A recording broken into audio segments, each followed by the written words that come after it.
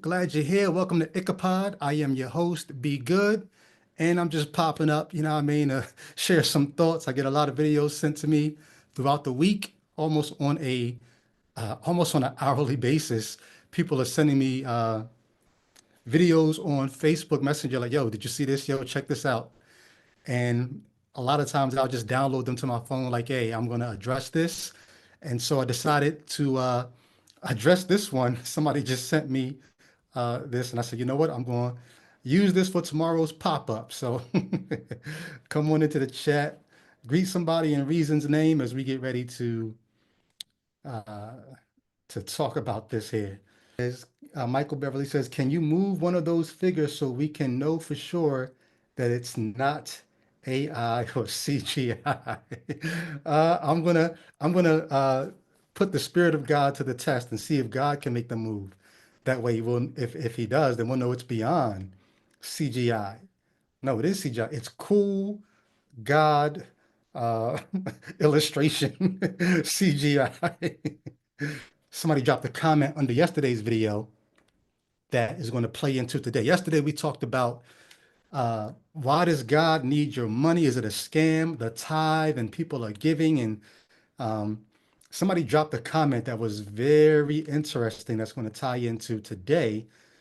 Um, this video of a pastor talking about a move of God. Yeah, we're going to dive into that for sure. So somebody sent me this video. And somebody in the chat is in Georgia, where this video took place in Georgia. Um, and one of the comments that the person who I guess reposted this video, they put a caption, and um, the caption said, "Watch this move of God." Now, you tell me in the chat, tell me, did you have a high standard, or like, if you were to be honest, do you think you had a pretty low standard of what you were calling a move of God back when you were a Christian? Or if you're still a Christian, do you think you have a pretty high standard of what you're willing to call a move of God? Or if you were to be honest, would you have to admit, I kind of just do take people's word. If they say God did that, then yeah, God did that. Um, High standard or low standard? Throw that in the chat real quick. Take a minute, talk about that. Scrolling down, mostly high standard. Okay. I don't know. For me, I think I had a pretty high standard too. Like the guy Young Don on Myth Vision's channel, he talked about you don't realize that your deconversion is actually starting when you start to like question things. You go from one version of Christianity to another. I think I developed a pretty high standard early on. I would have never said that was the start of my deconversion, but when I realized that I had been in a charismatic church, people speaking in tongues and all that kind of stuff, um, and then when I came to believe that that was not God, I realized how easy I was to be fooled. And then I think it was Michael Beverly. When I interviewed Michael Beverly, I just put his video up a couple weeks ago. But Michael Beverly even said, um, he said, I can't trust myself talking about whether or not he would go back to being a believer now. He said, I can't trust myself to believe in Jesus because I realize just how easy I am to fool. So because I'm that easy to fool, I'm going to have a higher standard now for what I call truth. I'm not going to just take something by faith. I'm going to need to see something. And then even what you show me, I need to have a high standard even for that. Holy Shift said high standard even as a kid, never became a Christian. Okay. Um, our evolution has done this to us. Our evolution has made us both the smartest and the dumbest species of living beings on this planet at the same time. And here's what I mean by that. Our brains have developed so many neural networks that we are now able to think about our thinking. Like consciousness could be described as a present memory. Like our synapses are firing so fast that we don't just do things and have a memory of them. They fire so fast that we have a present memory. And that's a good explanation, I think, of consciousness. Every day I get these updates from these science websites, and they're talking about how fast they're realizing things happen in the quantum. You talk about quantum entanglement, and they're having to come up with new terms to describe how fast not neural, quantum entanglement happens. Like it's not just nanoseconds, and it's not just they're having to come up with new terms to think about how fast it is. Well, the way our neural networks and the synapses between these neurons fire, it's so fast that it gives us a present memory, and that is the sort of what consciousness is. I'm remembering the present. It's still not actually present, but it's so fast that it might as well be present. That's a good way, I think, to think about consciousness. Well, that makes us one of the smartest species of living beings on this planet. But at the same time, it also makes us one of the, when I say dumbest, I don't mean dumb as in stupid, one of the easiest to fool species on the planet. That's why I'm talking about Michael Beverly's comment saying, I don't, because I realize how easy I am to fool, I don't trust myself to believe in a religion like that anymore. Well, if you're not understanding of human psychology and physiology, if you're not understanding of your own psychology, you will be very apt to call natural processes supernatural occurrences, such that things can become moves of God, when really what's happening is what you're seeing is human beings with all the felt needs that are produced by our neural networks firing as fast as they fire. And now we're just meeting those felt needs in a variety of ways. And when those felt needs surface and get met, if you're not conscious or cognizant of of what's happening psychologically and physiologically, you're not going to call that a natural process. You're going to say something supernatural happened. So, with that in mind, I'm going to play this video and we're going to talk about it. This is the pastor Philip Anthony Mitchell, I believe is his name. My co-host Jay Witt, he's done a series on Philip Anthony Mitchell's church in Atlanta. I think it's called 2819 or something like that. A church in Atlanta that is growing, exploding even because of this. I'm going to say it's because of this charismatic leader with with an a unique and intriguing narrative. Now, if you don't pay attention to how charismatic figures with unique and intriguing narratives, how they compel and how they enthrall our imagination, if you're not paying attention to that, you're going to miss what's happening and you're going to think it's something spiritual. It may be doing something for you psychologically, emotionally, social emotionally. If you miss that, you're going to say it's a move of God. Now watch what happens here in this video. Let me make sure I'm sharing sound. All right, I'm going to play it. If you don't hear it, drop a message in the chat and then I will go back and fix it, but you should hear it. Make sure the sound is up for you. Yep. You came from West Coast Canada. You drove from Canada? Oh my. What? How many? With the baby? He drove from West Coast Canada with a baby? No, my man. All right, so in case you're like, what the hell am I watching? Um, this is during a Sunday service, and I don't know. I didn't watch the entire video. Somebody just sent me this clip, and I guess the pastor may be asking people how far they drove from or something. I don't know how. At some point in the service, the people in the crowd are letting the pastor know, how far they traversed to get there. This guy came from the west coast of Canada, ended up in the east coast, the southeast of the United States in Georgia. He drove all this way, and the pastor is bit by bit finding out how much of a commitment this person made. You drove from West Coast Canada with a baby? No, it's even deeper than that. Watch. Come here. Yo, come on, come here. How long is that drive? 40, 44 hours?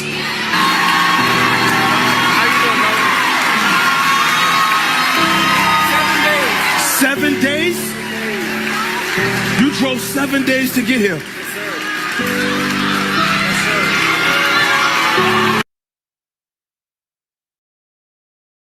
Now, let me just help us out.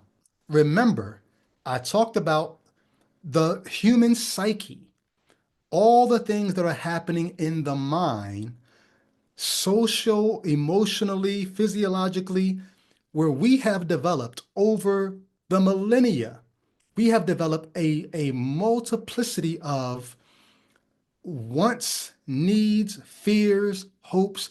All of these things become drivers for what we seek to see happen in our human engagement. Somebody's in this crowd might be thinking,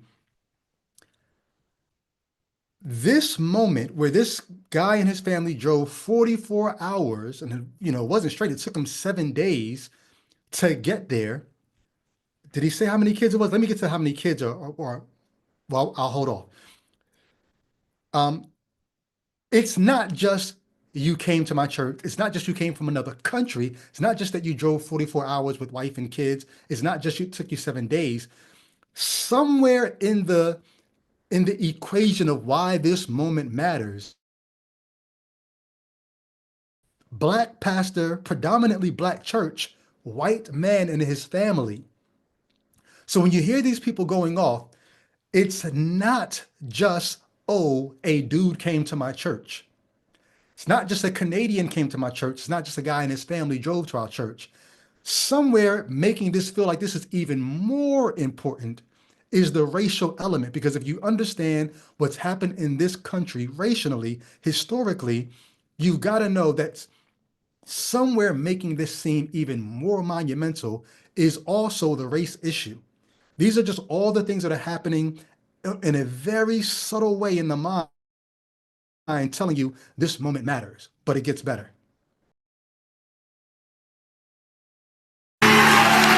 You moved here to come to this church. You moved here to join this church. We sold everything. You sold everything. You didn't just drive to visit my church. You moved here to join this church. And then he says, we sold everything. So now if you're in this, like you hear the screams and the cries from the crowd because they feel like they are witnessing a genuine move of God. And it almost, I would imagine it even feels more like a move of God because you're doing something that we see in the Bible. We sold everything. Where do you see that at? Think about God calling Abram, get up, leave your father's house, and go to the land that I'll show you. Think about Jesus telling the rich young ruler, sell everything you have, give it to the poor, and come follow me, right? Think about the church in Acts, right? They sold everything and they laid the proceeds at the apostles' feet. So you've got a biblical precedent for thinking, wait, somebody's selling everything that they have and moving to join what they believe is a move of God. And like there's the racial element. Let me make sure that I think there's music playing in the background because remember we talked about before how the music plays. Let me see if there's music playing.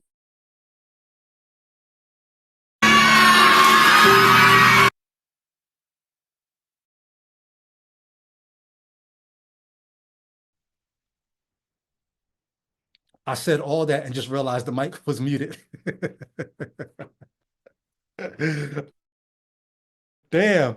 Thank you. I'll just sum up. I'll just sum up what I was just saying. Um, Damn, how am I going to sum that up? Oh, I was saying the music is playing, right? The music is playing in the background. That's all.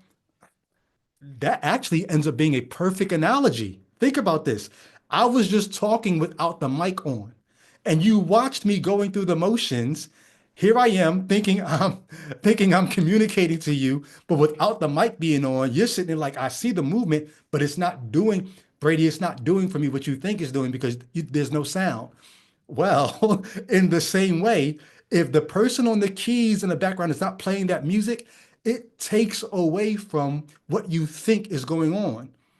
Psychologically, you've got something in your mind you don't realize. If you don't know human psychology, if you don't know social biology, you may not have the vocabulary, you may not have the words or even the education to know that those warm, fuzzy feelings you're getting is not something spiritual.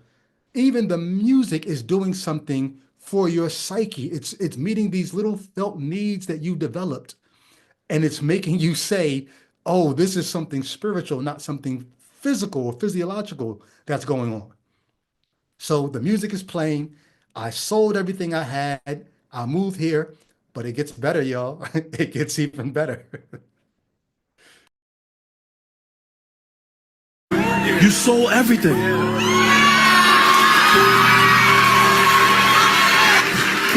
You sold everything to come here. You moved from Canada to come here. Two girls and two With dogs. two girls And two dogs. and two dogs. You sold everything. Yes, sir. What's your name? Holden. Holden. Shelby. Shelby and Holden. Write his name down. Sheldon and Holden. Holden. Holden and Shelby. People do that. Okay. I want you to stay when this is over. We're going to give out 2 checks today. $50,000 for you. Yes. No, yes. Yes. Yes. No, yes. No, no, no. Yes. No, no, no, no, no, no, no, no, no, no, no, no, no, no. Don't block my blessing. No, no, no. Don't block. So you moved here, you sold everything. Here's what we're going to do. We're going to give out 2 checks today, $50,000. And then this back and forth kicks off. No, no, no, yes, no, no, yes, no, no. Holden is saying, you don't need to do that. You don't.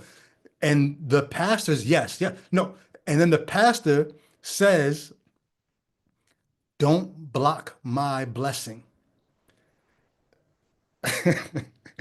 Like, think about the psychology that's happening here. We're going to give you $50,000. No, yes, no, yes, no. Don't block my blessing. Where's the blessing for the pastor? Remember the old Christian saying, we used to say, it's a blessing to be a blessing. It's not just because it's better to give than to receive. The don't block my blessing is by blessing you, I become part of this chain reaction that gets set off of one of my favorite new shows. It's not new, it's new to me. A show called Detroiters. And my favorite sketch, it's a sketch show, not Detroiters. I Think You Should Leave. The same guy from Detroiters do this show called I Think You Should Leave. And the guy tries to start a pay it forward chain in the drive-through. So he goes to the drive-through, he orders something small, and then he says, you know what? He gives the cashier his credit card and says, you know what? I'm going to pay for the guy behind me's food too. She said, oh, that's so nice of you. He said, yeah, pay it forward. Maybe it'll catch on. And so he gets his credit card back, and then he jams on the gas and drives around as quick as he can to get behind the person who was behind him, hoping that that person would pay it forward too. So when he drives around the second time, this time he orders like $600 worth of food, hoping that the guy whose food he just paid for is going to say, hey, you know what? I'm going to pay it forward too. And then the guy who started the pay it forward chain ends up becoming the recipient of the pay it forward chain that he just started. In the same way, when the pastor says, don't block my blessing, what he's counting on is because if I'm able to be a blessing to you here now, then I become part of this pay it forward chain where God now blesses me for blessing you. So don't stop my blessing. Let me bless you with this 50,000. But Holden is saying, no, no, no, no. Now, we don't know why Holden is saying no. Holden and his wife just sold everything that they had to make this move. For all we know, Holden could be a millionaire. Holden could have just come up by selling everything he had. He could have had a $300,000 home that he sold for $700,000. We don't know. Holden is dead set saying no, no, no, no, no. But then it gets better, y'all. My blessing. Hold on, mute my mic again. Don't block my blessing. 50,000 for you. No, no, no, no, no, no, no, no, no, no, no. No, no, no, no, no, no, no, no, no, no, no, no. Give you a job. No, no, no. No, I'm giving you a check. No, no, no, no, no, no. No, no, no, no. You can't block my blessing though. You want the spiritual money. We're gonna give you both. We're gonna find a job for you right here at 2819. We're gonna do both. Somebody hold that baby. We're gonna do both. Stay right here with me, bro. Stay right here. We're gonna do both. A check for 50,000 and a job. No, and a job. Thank you. Sorry about that. Somebody said, we don't know. We don't know what Holden's deal is. He could have sold everything that he has and become a millionaire. He could have already been a millionaire. Like he could have had a $300,000 home that he just sold for $700,000. We don't know, right? He sold everything he has. He moved to this church. Pastor says, we're going to give you a $50,000. He says, don't block my blessing. Let me do this for you. Holden's saying, no, no, no, no, no. He says, I want the spiritual money, not the physical. I want the spiritual money. He says, we're going to give you both. We're going to give you a job and the check. There's a lot more that happens there.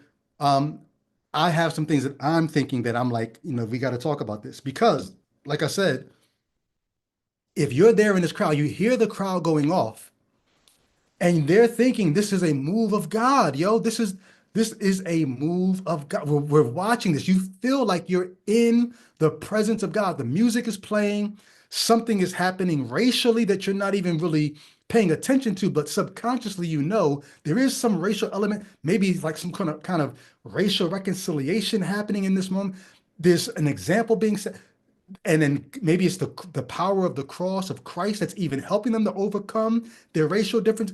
And this person is moving their family and connecting and recognizing and confirming for the people who are there, God must really be moving, because why else would somebody move across the country? So much is happening, and you hear the cries of the crowd just raising in this moment because God is at work. No one's paying attention to what's happening physiologically, psychologically, inside to make you feel like this is God, right? People move across the country for all kinds of ministries. I was a part of 2 churches in the past where I watched this happen. Not only did I watch it happen, here's what else I watched. I watched it crumble. And I watched people who had moved across the country have to try to figure out, but damn, I thought God, like you got to ask yourself, what would cause a person to move cross country for a ministry? What were the felt needs? And it's several possibilities, several of them that I could think of just off top. One reason you would move across the country for a ministry is because of your own felt or perceived inadequacies, insufficiencies, deficiencies, where you just feel like there's something that you lack, that ministry you've been watching on the internet, they have it.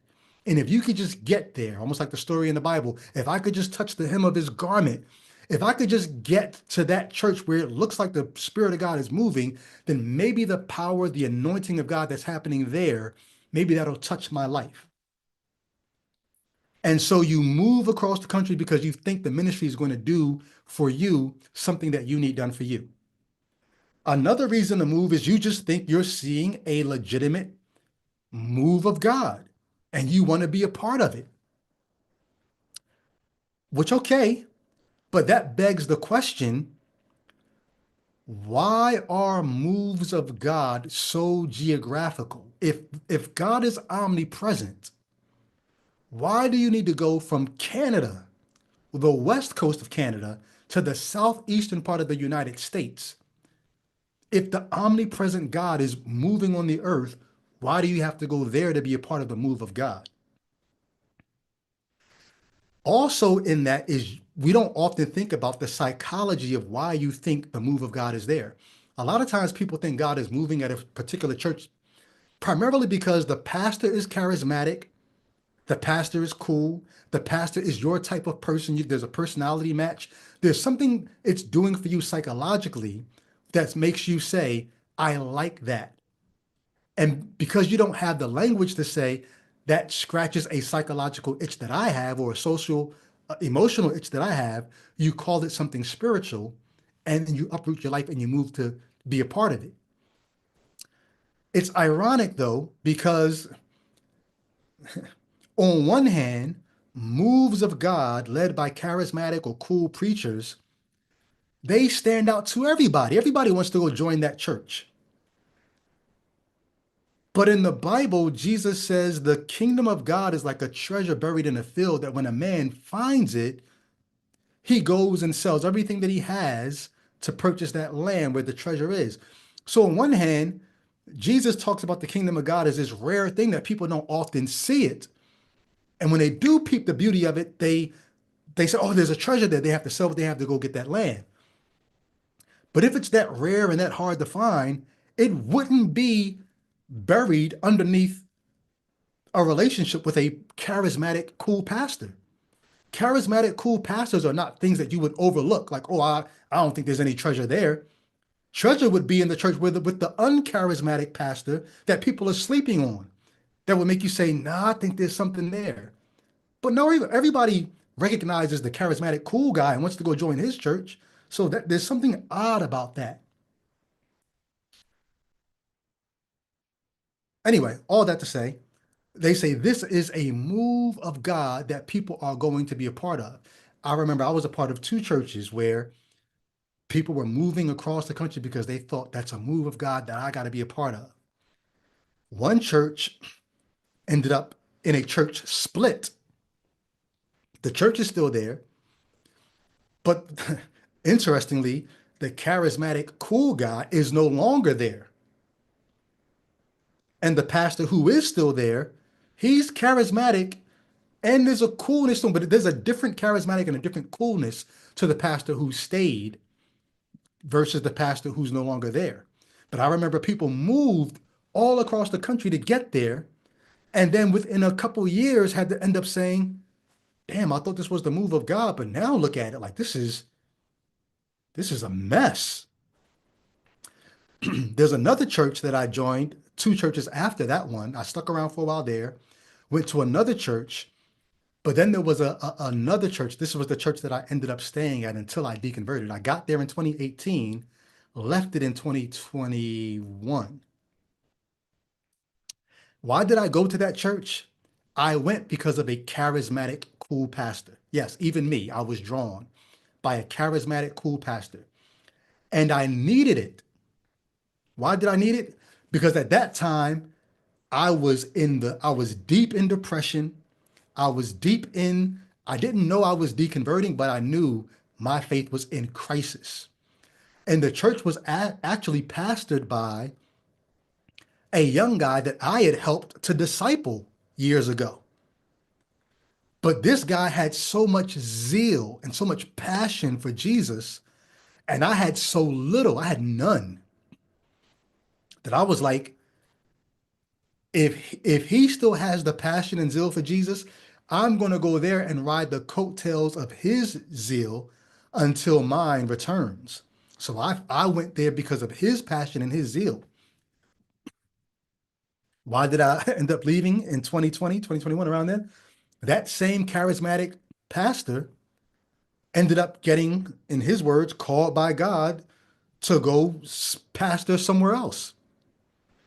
And all the people who had moved across the country to come be pastored by this guy were like, wait, I came here to be pastored by you, but now you're gone. Like, what happened to the move of God that I was? It sets a dangerous precedent to be chasing the moves of God around the country.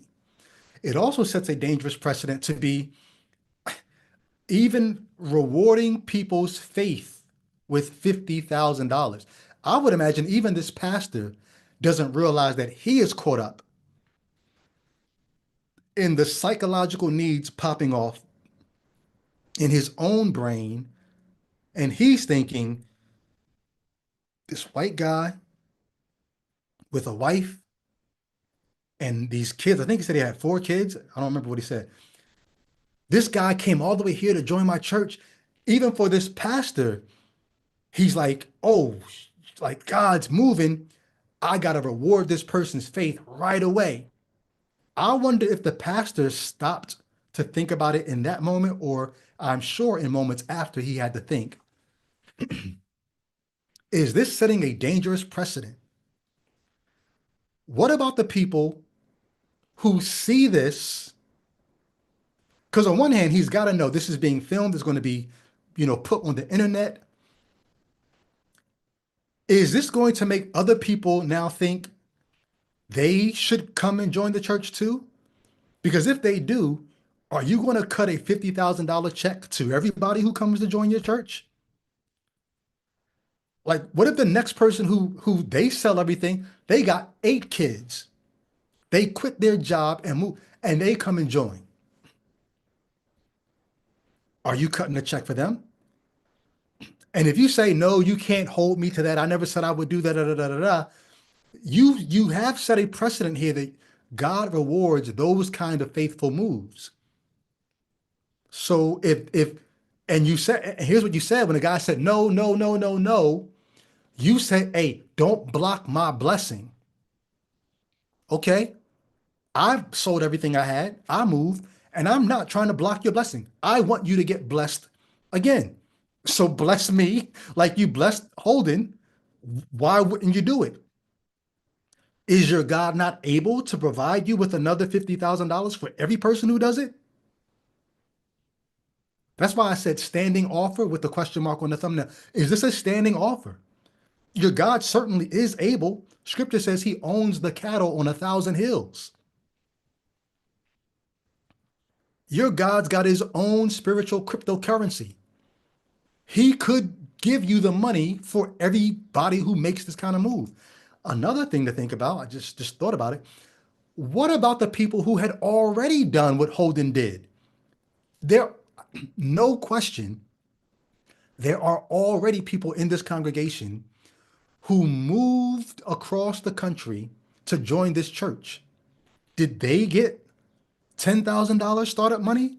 20, 50? Did they get nothing? And if not, how do they feel? Have you not just planted the seeds of discontent in your congregation now?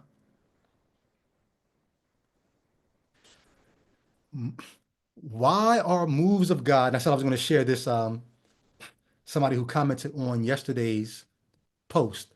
Oh, also, just so you know, I'm going to be popping on regularly, probably Mondays, Tuesdays, and Fridays, as long as I don't have other pre-recordings scheduled. Popping on just to do these little, say what's up type deals. So come through.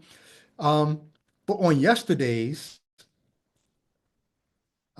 stream, somebody posted this comment. Because the question I'm asking is, why do moves of God, why are they so easily traceable to people who've deconverted and they look back and they realize, oh, that didn't have to be God. That I can trace the human fingerprint there.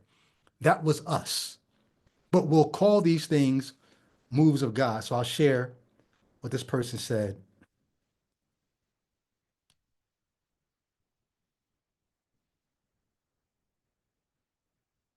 Taryn Price said, remember yesterday's episode was about The tithe, the scam of the tithe, you giving it so that you get blessed. Taryn Price says, my parents are doing very well. They give faithfully, are generous personally, and help out their kids when we need it. My mom, now check this out. Taryn says, my mom always credits God for blessing them because of their generosity, while my dad talks to me about real estate, retirement, investing, stock options, and such. Mom says God's blessing us because of how generous we are. Give and it shall be given unto you. Pressed down, shaken, and running over. That's what mom says. Dad talks to me about real estate, retirement, investing, stock options, and such. Terrence says, I mentioned to my dad a few months ago about the discrepancy between the two of them because my mom stays out of the stock market, bank loan side of their finances. He just kind of chuckled at me. I can see the truth. It's compound interest, not God pouring out overflowing blessings. Think about it.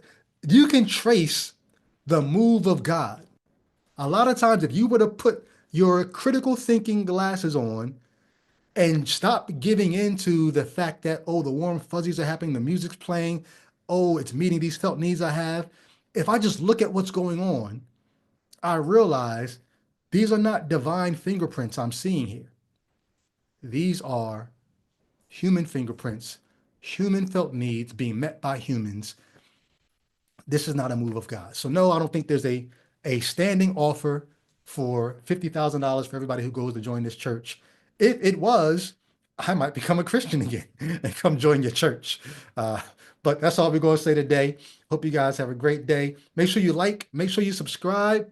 I do have a book called Let There Be Gaslight where I'm breaking down the reasons why I do not believe the Bible anymore. And I'm using Christian scholars to show how they're all saying the quiet part out loud at this point. So you can check that out on Amazon. The link for that will be in the description of the video and more coming. I'll catch you guys later. I'm going to stick around in case there's any other comments, but for the time being, I'm going to say peace and I'll deal with what's happening in the chat. Thank you guys for stopping by. Much love.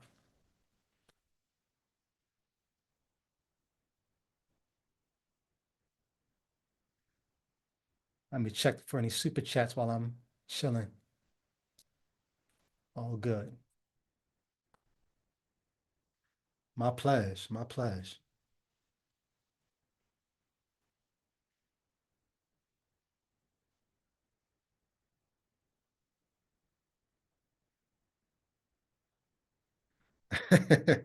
Michael Beverly says, send money. Yeah.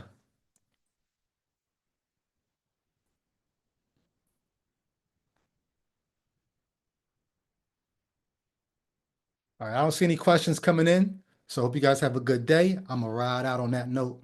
Peace.